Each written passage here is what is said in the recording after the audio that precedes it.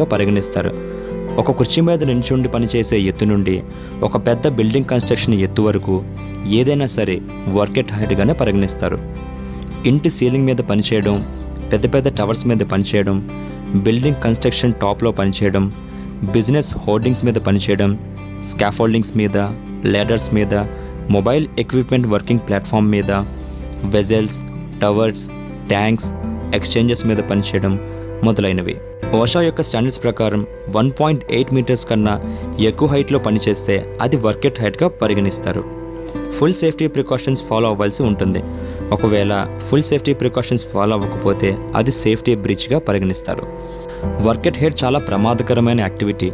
కేవలం కాళ్ళు, చేతులు, నడుము విరగటం మాత్రమే కాకుండా తలకు గాయాలవ్వటం, వెన్నుపూస దెబ్బతిని జీవితాంతం మంచాన పడటం, ప్రాణాలు కోల్పోవడం కూడా జరగవచ్చు. కాబట్టి దీని యొక్క హజార్డ్స్ గురించి